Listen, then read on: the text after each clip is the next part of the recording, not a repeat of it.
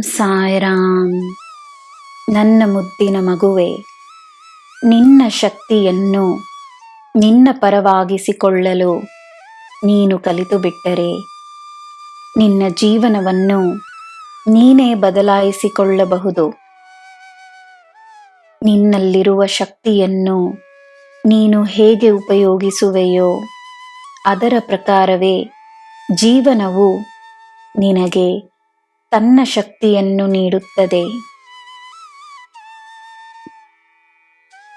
ಜೀವನ ನಿನ್ನ ಮಿತ್ರನಾಗಿ ನಿನಗೆ ಏನು ಕಲಿಸಬೇಕೋ ಕಲಿಸುತ್ತದೆ. ನಿನ್ನನ್ನು ಸರಿಯಾದ ದಾರಿಯಲ್ಲೇ ನಡೆಸುತ್ತದೆ ಎಂದು ನಂಬು.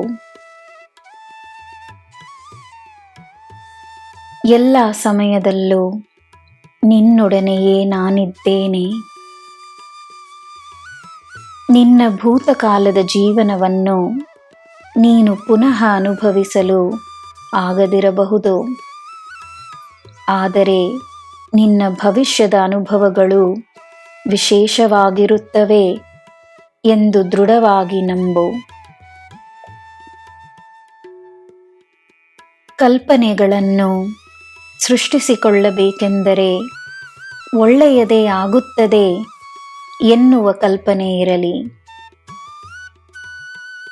ನಿನ್ನ ಕನಸುಗಳು ನಿನ್ನ ಯಶಸ್ಸಾಗಿ, ನಿನ್ನ ಸಮೃದ್ಧಿಯಾಗಿ ಬದಲಾಗುವುದನ್ನು ನೀನು ಇಂದೇ ಕಾಣಬಹುದು.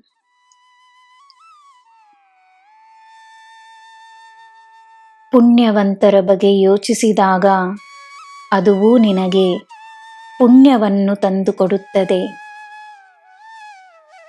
ನಿನಗೆ ಕಷ್ಟವನ್ನು ನೀಡಿದವರ ಬಗೆಯಲ್ಲ, ನಿನಗೆ ಸಂತೋಷ, ಗೌರವ, ನೆಮ್ಮದಿಯನ್ನು ತರುವವರ ಬಗ್ಗೆ ಯೋಚಿಸು.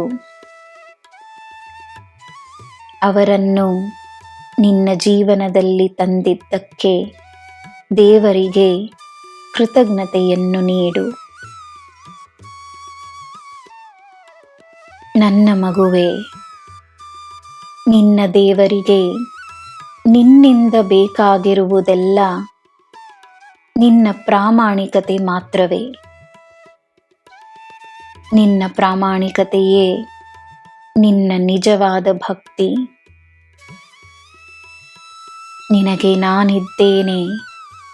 ನಿನಗೆ ಎಲ್ಲ ಶುಭವೇ. ಜೈ ಸಾಯಿರಾಮ್.